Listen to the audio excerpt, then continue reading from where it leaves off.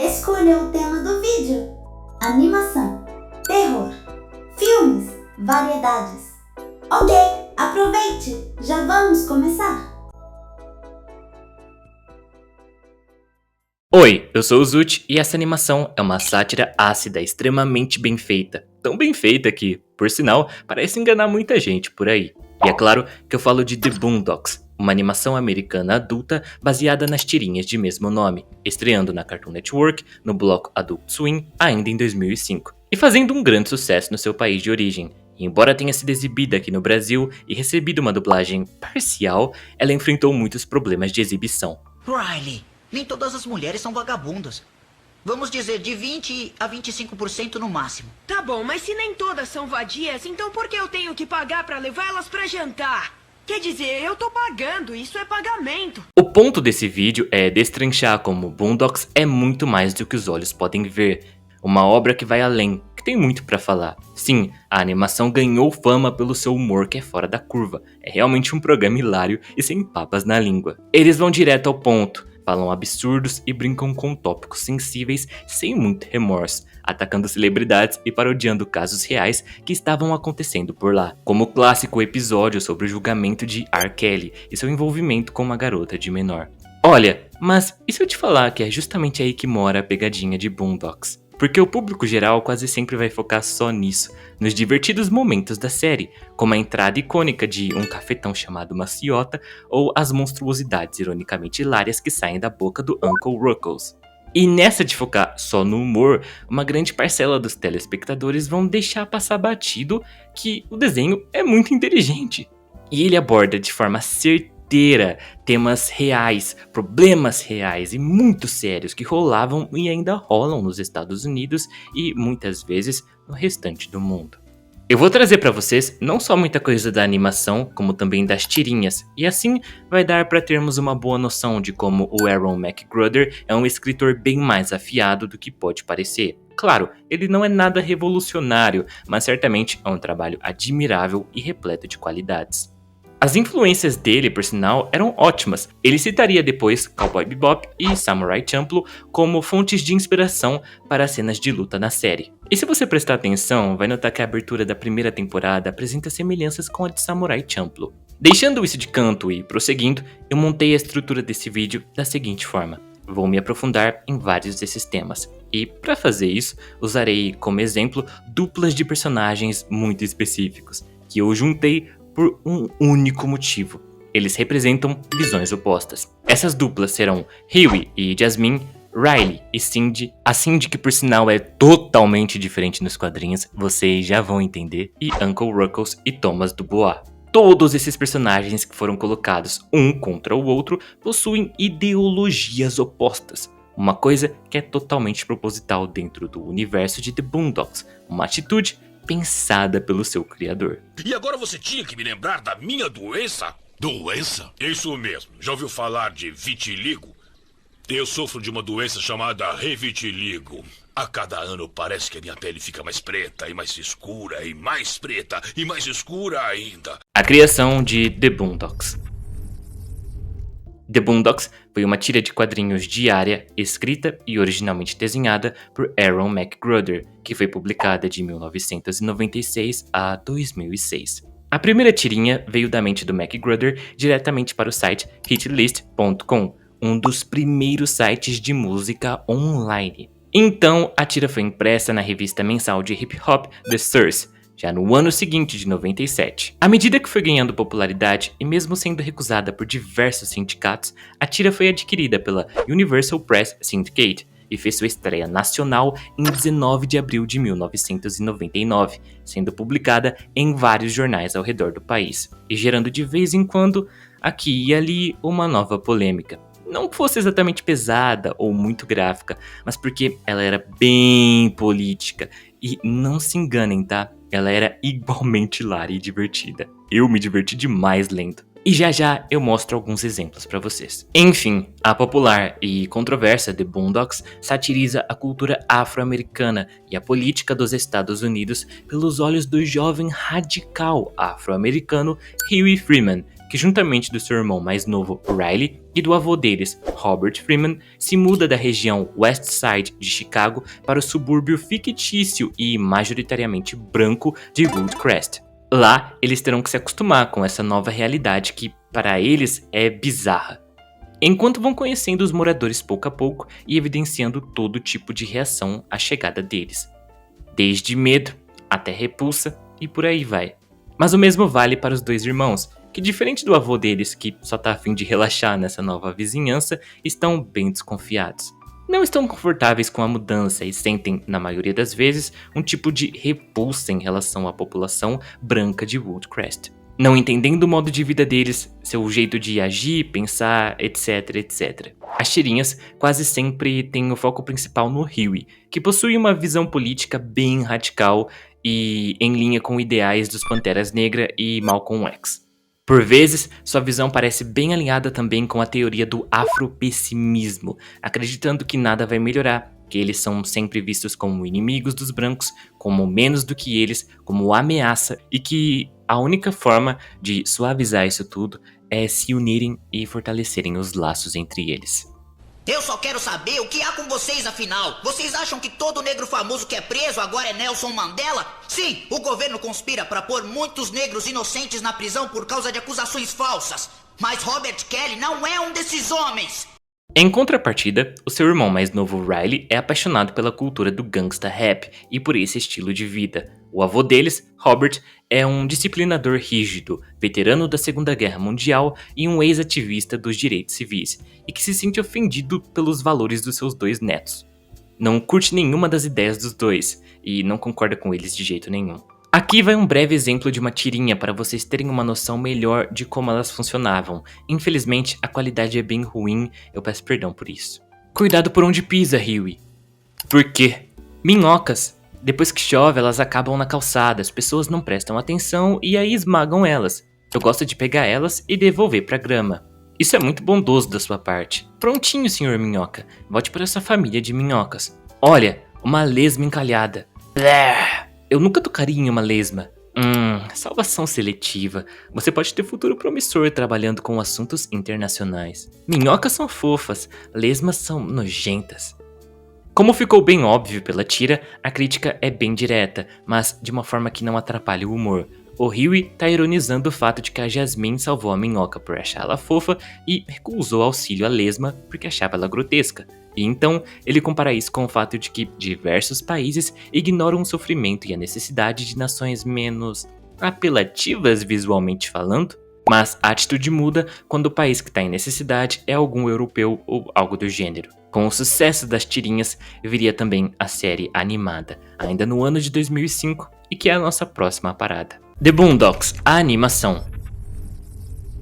Tendo o envolvimento direto do seu criador, a série estreou em 6 de novembro de 2005 e terminou em 23 de junho de 2014, com um total de 55 episódios e 4 temporadas. Era exibida no bloco Adult Swim e foi uma das gemas adultas da Cartoon Network, amada e relembrada até hoje, com diversos fãs pelo mundo. Um fato super rápido e curioso. Essas imagens de fundo são do episódio piloto, que primeiro foi oferecido à Fox, mas acabou sendo recusado. Que bom que a Cartoon abraçou o projeto. Ela começa com a mesma base das tirinhas, a chegada dos Freeman no pacífico subúrbio predominantemente branco de Woodcrest, onde figuras diversas vão cruzar o caminho deles. E a partir disso, a série deslancha, com episódios hilários demais, os irmãos se metendo em cada situação maluca e inexplicável, muita sátira, muita crítica e um humor certeiro. Na moral, é incrível a relevância que vários desses episódios pegaram com o tempo, como o já citado por mim episódio do julgamento do R. Kelly, que ganhou um corpo ainda maior recentemente por conta de todo o escândalo envolvendo P. Diddy, sendo dois casos muito semelhantes e que possuem ligações e conexões aqui e ali.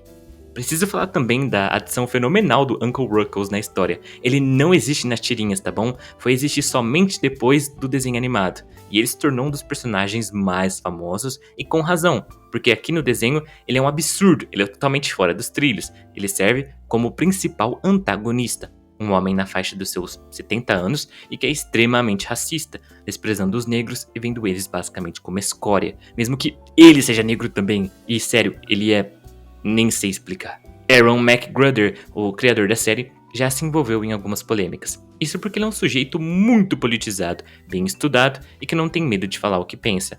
Ele chegou, inclusive, a ser bem pessimista em relação à eleição do Obama na época. Ele não achava que era essa vitória toda que todo mundo estava fazendo parecer. Até porque, vamos ser sinceros, nos Estados Unidos, uma eleição é só a escolha de quem que vai ser a nova pessoa que vai bombardear o Oriente Médio. Sendo esse sujeito bem inteirado que ele é, o Aaron escolheu mostrar na sua obra as várias facetas de um cidadão afro-americano, do mais radical ao mais domesticado, do mais conformado até o revoltado. E de forma genial, ele vai cruzando esses personagens e fazendo com que suas personalidades e opiniões distintas entrem em conflito. Boondocks é uma série de humor que funciona como uma tigela na qual o Aaron vai colocando várias das opiniões pessoais dele. Algumas ele concorda, outras nem tanto, e ele vai batendo tudo até formar uma crítica suprema e uma obra incrível pra caramba.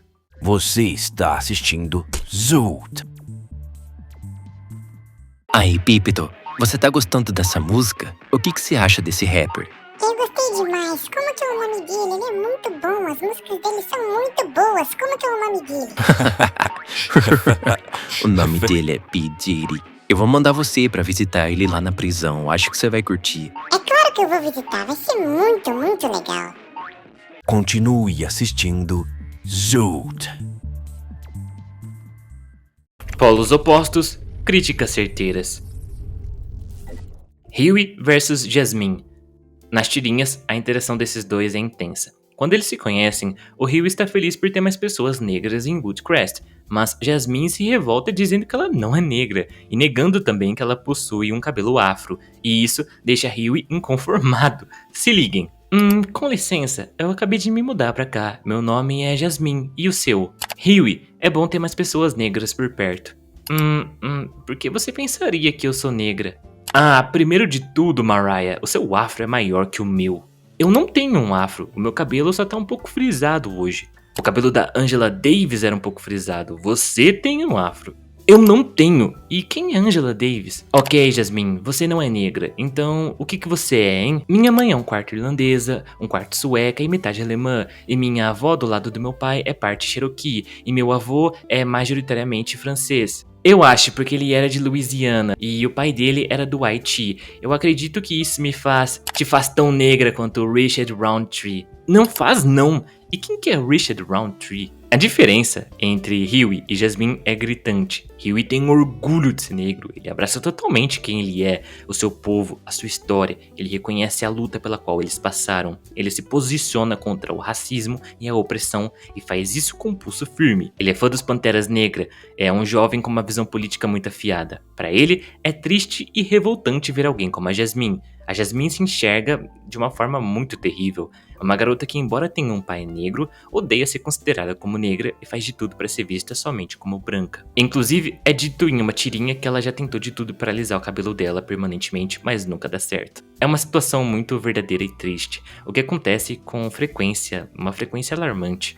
Aaron usa esse conflito entre as duas crianças para abordar duas figuras afro-americanas pertinentes. O negro orgulhoso e confiante e o negro miscigenado que acaba sendo relutante e envergonhado e que não assume quem ele é. Vai negar suas origens, não com repulsa como o Uncle Ruckles faz, mas sim por dificuldade de se identificar. Riley versus Cindy.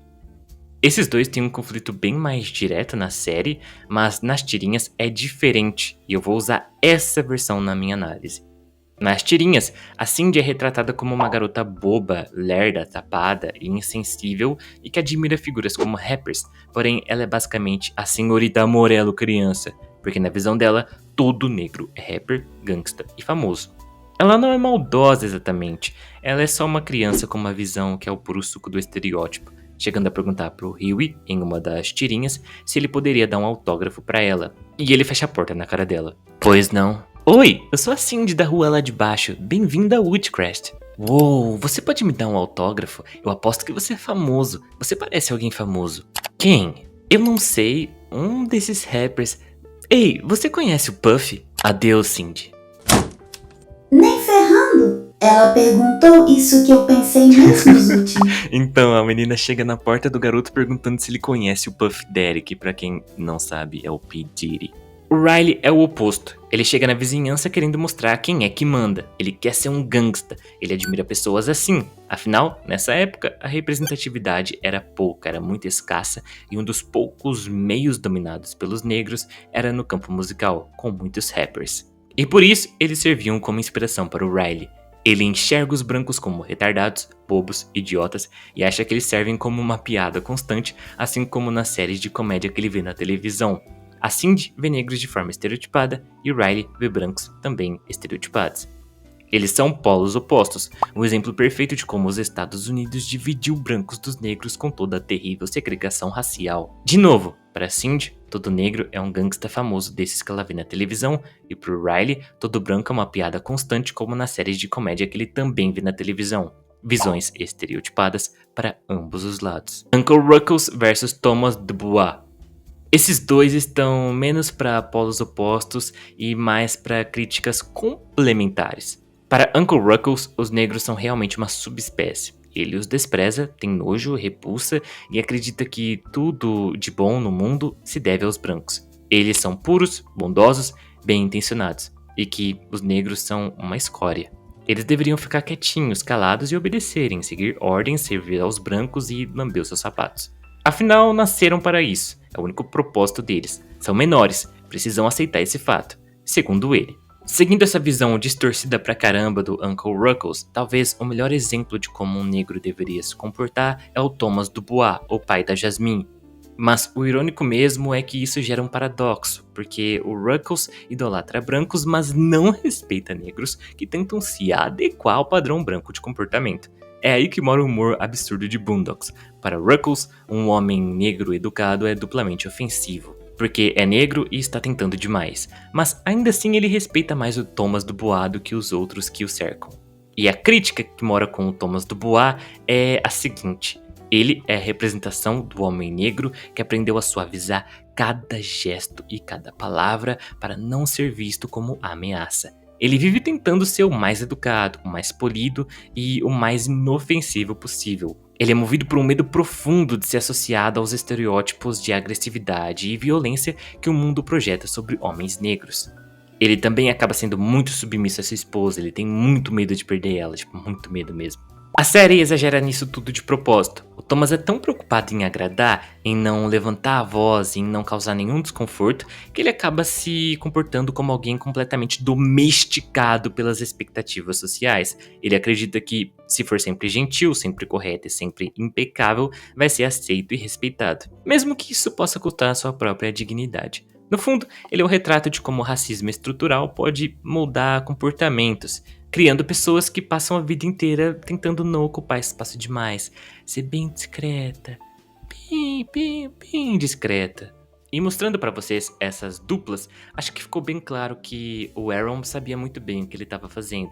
Ele estava criando personagens que eram polos opostos, cada um com a sua ideologia ou a sua visão de vida, o seu modo de ser, que entrava em conflito um com o outro. De novo, as várias facetas de uma pessoa afro-americana.